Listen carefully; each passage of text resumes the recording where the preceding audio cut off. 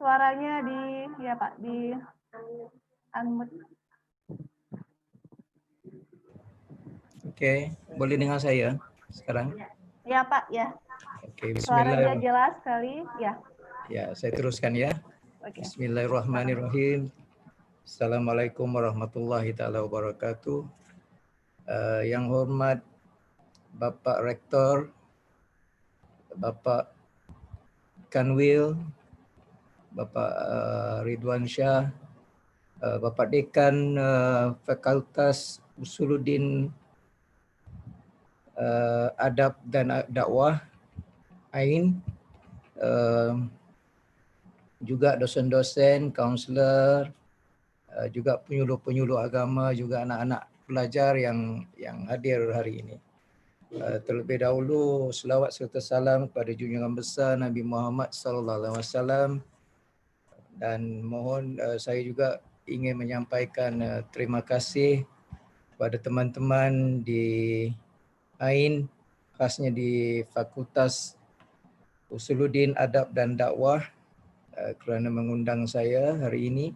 Ya, saya masih segar lagi kenangan ketika di mana ya, di Pontianak kerana ke sana. Mohon bertanya, ini slide saya nanti di saya yang aturkan atau bagaimana ya? Boleh Bapak yang ini share screen. Oh, saya sendiri. Okey, sebentar ya, sebentar. Saya share dahulu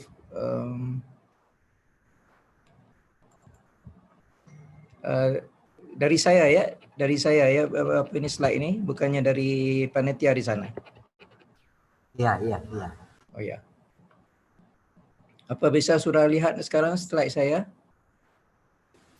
Sudah Pak, sudah. Okey. Baik, saya mengambil peluang ini untuk dalam sekitar 10 atau 15 minit untuk kongsikan, dan saya sangat faham Muslim Counselor itu seperti yang diungkap oleh Bapak Rektor sebentar tadi harus mempunyai satu pegangan yang kukuh terhadap kita sebagai Muslim, harus reda, dan segala yang datang dari Allah itu juga adalah bagian daripada kehidupan kita dan juga ujian yang diberi Allah. Namun begitu, kita semua harus juga berpendapat, ataupun saya sendiri ingin mengutarakan hari ini, di samping sifat besar tawakal dan reda tadi, kita harus berusaha. Usaha itu didokongi oleh ilmu-ilmu yang ada di sekeliling kita. Jadi saya hari ini ingin berkongsi tentang atas konsep norma baru terhadap anak-anak student kita, dan juga begitu juga career ya, yang sudah berkerjaya. Kalau di Malaysia ni dipanggil kerjaya, career, dan juga kepada ia juga umum boleh dijadikan satu langkah kepada menanganinya. Jadi sebelum memulainya, saya ingin membawa kepada konsep yang saya ingin semuanya teman-teman melihat dahulu, iaitu tentang apa yang kita fahami dari COVID-19 ini.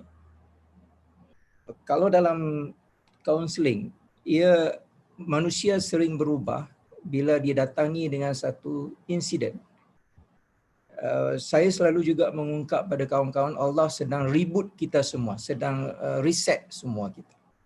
Jadi ini juga critical incident, satu perkara yang harus diterima sebagai satu yang tidak dapat dielak. Keduanya, dalam usaha untuk kita menguruskan sebagai kaunselor, sebagai penyuluh, sebagai dosen, ibu bapa seterusnya, membimbing anak-anak, kita harus betulkan dulu kepada belief system. Satu perkara yang nanti mempengaruhi semua dan mempengaruhi emosi kita. Dan dari sana Saya ingin juga tadi Bapak Rizwan ada menyatakan bahawa asal tingkah laku kita juga asalnya daripada belief itu dan datangnya emosi, dan di situ kita sebagai kaunselor, sebagai penyuluh, kita harus juga mampu membawa insight atau pencelik akal atau celik minda, celik hati ya kepada bahawa apakah belief yang kita sedang berada sekarang. Tadi Bapak Direktor juga menyebut keberadaan diri harus dipahami terlebih dahulu. Jadi kalau kita menguruskan kaunseling, kita harus semak dulu beliefnya. Bagaimana dia menerima pandemik ini. Ada yang menerimanya secara reda, secara juga faham. Ada juga yang sangat stres melaluinya. Ini yang dilalui oleh teman-teman saya di Malaysia ni khususnya, dan di ketika itulah juga saya nanti akan kongsikan bagaimana bagaimana kita boleh menguruskannya. Dan yang ketiganya ialah kita harus sudah tidak menerima hakikat bahawa kita ada satu new normal. Ada cara baru. Kehidupan tidak boleh diketepikan, kita harus teruskan hidup. Life must go on. Namun kita harus menyesuaikannya dengan new normal. Ya bisa boleh bercuti terus, boleh bercuti tapi cutinya ada cara. Begitu juga boleh shopping, shoppingnya ada SOP. Kalau di Malaysia ini dipanggil SOP-nya. Ya. Jadi tiga perkara ini adalah dilihat sebagai the bird view kepada isu COVID-19 dari segi kita harus membantu atau menyuluh, membantu berdakwah, membawa kaunseling kita kepada jalan yang benar. Saya akan kongsikan di sini konsep yang ilmu yang memang sangat klasik, tapi saya percaya dalam ajaran Allah dan Nabi Muhammad sudah ada ilmu-ilmu yang lebih besar, tapi ini juga saya ingin kongsikan daripada, kalau familiar ya, mana-mana kaunselor yang familiar, REBT, iaitu Rational Emotive Behavior Therapy, sesuai dengan yang saya katakan tadi, belief system perlu dilihat terlebih dahulu. So dia adalah ABC, popular juga dipanggil teori ABC. Dan ABC ini lebih kurang seperti dinyata di sana, dia mengajar seseorang untuk mengenal pemikiran sendiri, ya, dan akhirnya pemikiran ini memberi kesan kepada emosi dan mengajak individu untuk lebih rasional, bertambah rasional.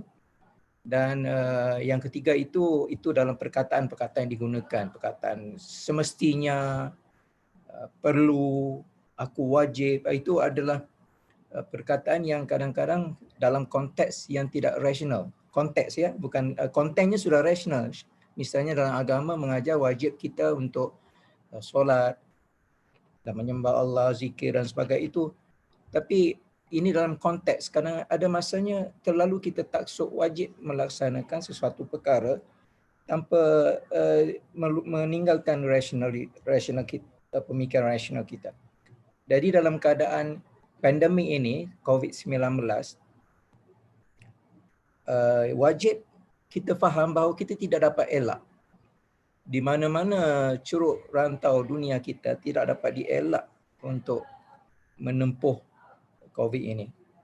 Dan selalunya biasanya orang akan gagal kerana tidak menguruskan pemikiran tidak rasional mereka. Ya. Dan maka sebab itu ABC itu nanti diterang, saya tunjukkan ABC itu. Dan sebenarnya B itu yang puncanya, bukan A. Ya, nanti kita tengok apa. Ini sifatnya. A ialah peristiwa. Peristiwa kalau dalam konteks kita sekarang COVID-19. Dan berbagai-bagai penerimaan individu terhadap COVID-19 ini. Jadi penerimaan ini harus kita lihat. Ada orang kalau kaunseling kita nanti datang kepada kita, ada orang yang menerimanya ya secara rasional, ada yang tidak. Jadi belief system itu.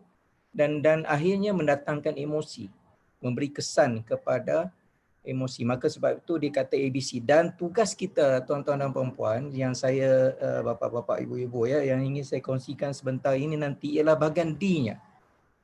D-nya dalam konteks penyuluh, konteks counselor untuk membantu harus difokus pada D-nya dan juga check B-nya, belief bear-nya ya, belief systemnya, sistem kepercayaannya, dan juga kemudian kita dispute. Nanti saya contohkan ya, dan ini semua nanti akan memberi kesan tingkah laku bila kita telah satu tingkah laku yang baru yang saya warnakan hijau itu sudah selesai B-nya dan akhirnya kita dapat satu feeling yang baru.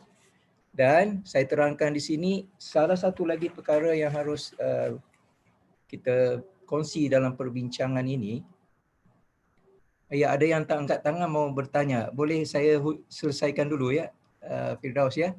Saya selesaikan dulu, nanti ditanya di ujung ni. Kemudian saya juga ingin berkongsi satu artikel yang ditulis sangat terkini, Kaushik Chakraborty 27 April 2020 mencadangkan 3R. 3R ya, R. Kalau boleh klik di sana untuk lihat artikelnya, tapi oleh kebatasan waktu maka saya tidak ingin klik. Apakah R? 3R itu? Reset, relearn, regenerate, rejuvenate. Jadi 3R inilah yang proses counselling ketika pandemik ini. Jadi kalau mampu dibawa, kita melihat B-nya, belief system, kemudian kita bagi cadangan kepada untuk menguruskan belief system dan kita lihat melalui proses 3R. Saya perincikan bapa-bapa, ibu-ibu ya. Apa itu, sekali lagi saya tunjukkan slide ini. Jadi saya mau kongsikan yang D ini. Dalam konteks negara Malaysia, sangat satu perkara yang kami ini riset dan juga apa tadi yang kedua tadi riset dan juga yang dua tadi ialah riset dan relearn ya. PC everyday, setiap hari di Malaysia di TV, setiap hari akan ada jam 12 tengah hari akan ada press conference oleh Senior Minister for Security of Malaysia. Di TV akan ada live setiap hari jam 12.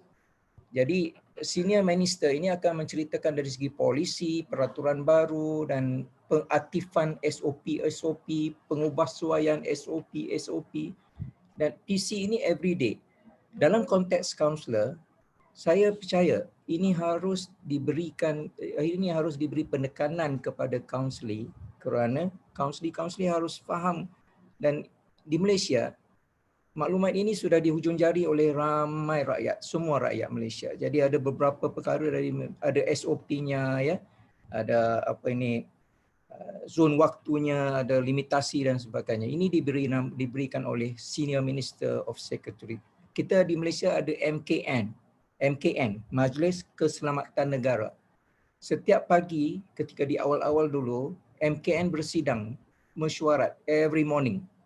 Dan dari sanalah keluar peraturan baru dari security. Jadi saya kalau sebagai kaunselor, kita harus menyedarkan, memberi input yang cukup, ilmu yang cukup. Saya fikir ini tidak ada masalah ketika ini. Semua pihak, semua negara sudah juga educate all the people. KP, Director General of Ministry of Health di Malaysia, ini hari-hari beliau bernama Datuk Nur Hisham. Dan setiap hari beliau akan bagi statistik. Statistik ini secara psikologinya akan memberikan input, keyakinan, motivasi dan juga sebaliknya boleh memberi kebimbangan. Jadi data-data diberi setiap hari. Jadi juga begitu juga kalau di kaunselor di fakultas ingin membimbing pelajar-pelajar ya, boleh kita bagikan input-input terkini, kita bagi input-inputnya terus. Jadi kaunselor memberi maklumat ataupun guide counseling mencari maklumat, how to find the input, maklumat. Ini everyday. Saya perlu share. Saya nampak ini kekuatan dan saya tafsirkannya ia adalah merupakan satu pendekatan yang sesuai dengan yang kita sedang bincangkan ini, iaitu ABC theory, oleh memberi maklumat. Dan dispute-nya apa ya? Ini memang sudah di hujung jari semua rakyat Malaysia, saya percaya juga di Indonesia. Elakkan 3S. 3S ini ya, saya juga sesak, tempat yang sesak, maksudnya crowded. Kalau bahasa Inggerisnya 3C, sesak atau crowded places. Kemudian sempit, S yang kedua sempit. Ruangan yang confined space, space yang sempit, tertutup, misalnya di bilik-bilik. Kalau di masjid di sana, di sini, sekarang sudah beroperasi, di tingkap semua dibuka. Kalau tidak dibuka nanti akan ada yang menegurnya. Jadi tingkap semua dibuka supaya ramai. Jadi ini tujuan diingatkan, sempit. Dan yang ketiganya, jangan sembang dekat-dekat. Atau bahasa Inggerisnya, no close conversation. Dan amalkan 3W ini seperti juga di Indonesia saya percaya, iaitu 3W ini ialah wash, sering basuh tangan atau sanitizer.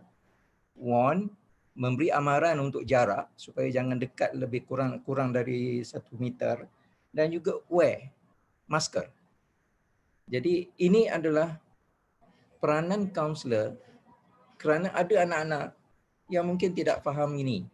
Dan saya yakin di Malaysia, semua rakyatnya sudah amalkan ini. Jadi kekuatan emosi mendepani, menangani, menguruskan hidup dengan normal baru itu agak terkawal. Dan sehingga kita dalam 2-3 minggu yang lalu kita sudah mencapai cuma 7 orang saja yang bergejala di Malaysia pada satu hari. Kemarin 14 orang. Dan ini adalah berdasarkan input ilmu dan seperti yang disebut oleh Pak Rektor juga tadi, Pak Kanwil tadi juga begitu.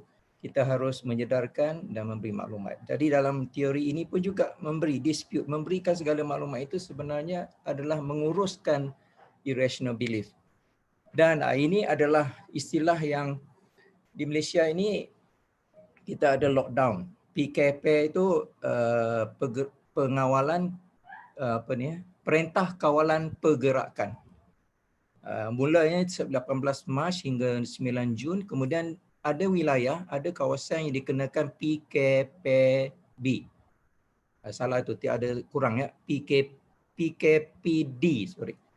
PKD itu ialah perintah kawalan pergerakan bersyarat, diperketat, sorry. Diperketat. Ada wilayah-wilayah kalau sudah terlalu banyak, tadi Director General, Ketua Pengarah Kementerian Kesihatan memberi data, dia akan memberikan arahan, dan MKN, Majlis Keselamatan Negara, memberikan arahan. Dan kita ada juga PKPB yang antara 4 Mei hingga 9 Jun yang lalu. Dia kalau nampak tarikh itu berlapis kerana ada wilayah yang diketatkan, ada wilayah yang zon hijau, ada wilayah zon merah.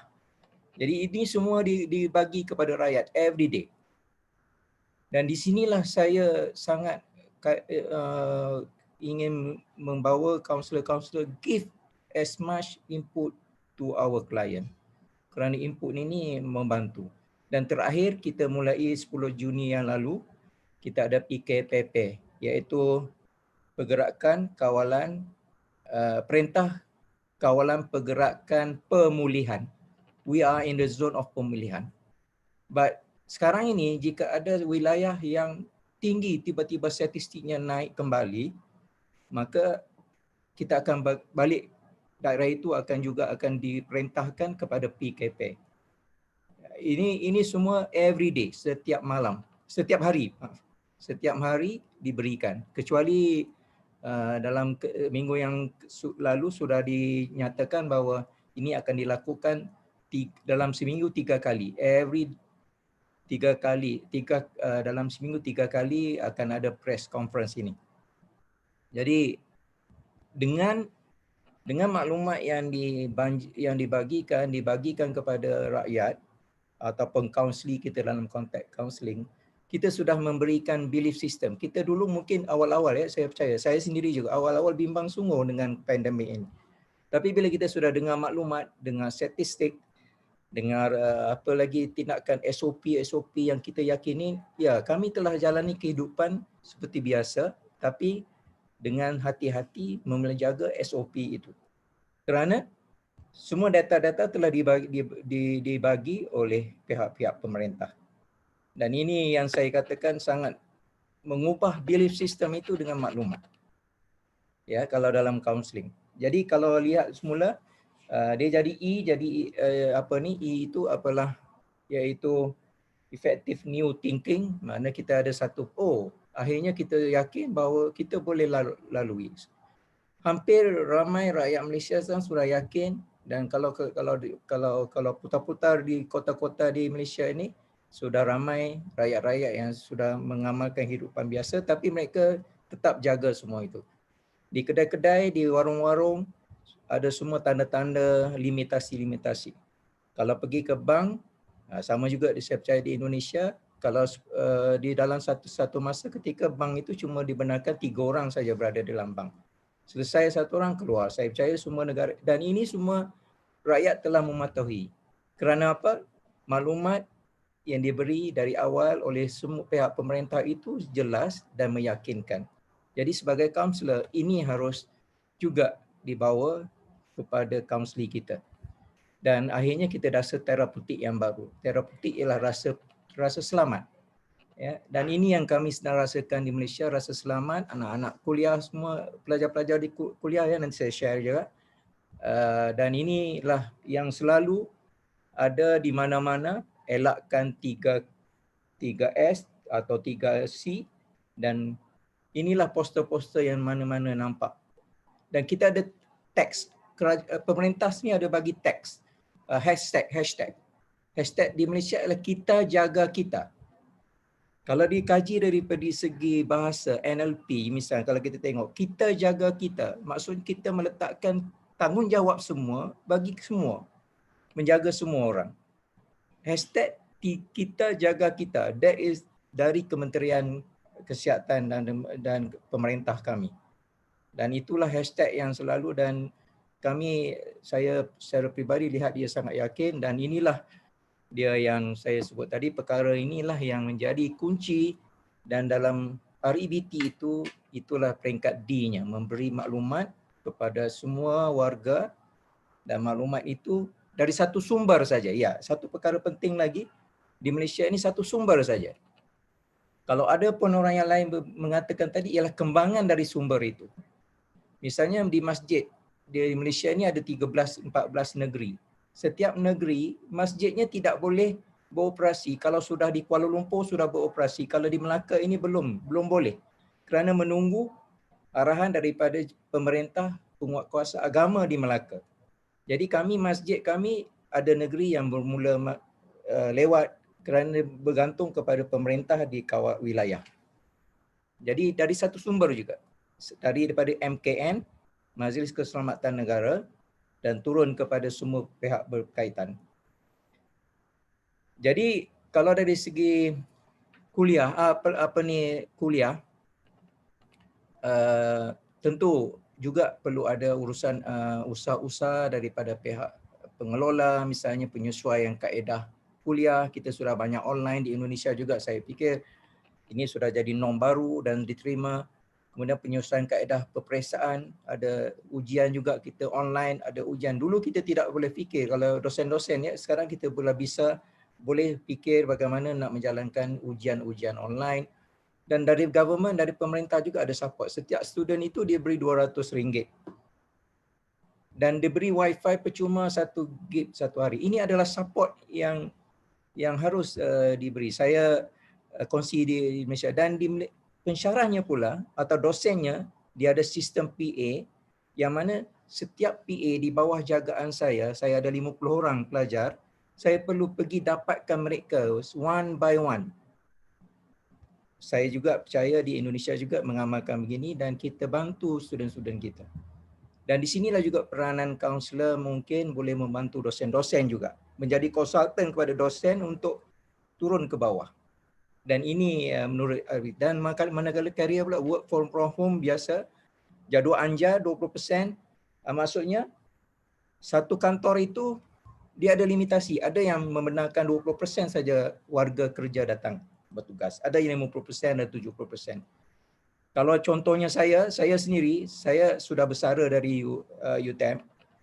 Ini tahun 20 Mei yang lalu, hari terakhir saya di UTM, saya buka handphone saya mau masuk UTM, dibenarkan kerana hijau.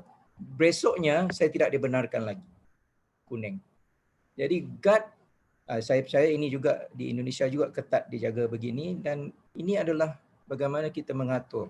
Dan di Malaysia ada MySejahtera, ada aplikasi online, masuk masjid kita scan barcode, QR code, kita boleh masukkan maklumat, jadi pemerintah akan nampak kita sedang berada di mana. Kalau nanti berbangkit kita akan, dan ini adalah perkara-perkara yang dalam konteks kaunseling, kita tidak saja bercakap tapi kita buat, kita lakukan. Jadi tuan-tuan dan puan-puan, bapa ibu, begitulah perkongsian saya dari Malaysia ini, dari Melaka, dalam konteks bagaimana kita membantu, dan saya cadangkan tadi ialah 3 menggunakan REBT dan juga 3R. Ya, jadi ini kalau diimplementkan dalam sebagai tugas, peran kaunselor atau penyuluh ataupun dosen, kita bagi maklumat yang cukup dan guide, follow up, follow through setiap warga-warga di bawah kawalan kita.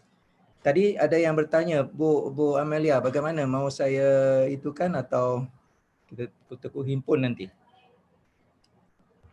Ya, pertanyaan nanti kita himpun dulu ya, Pak.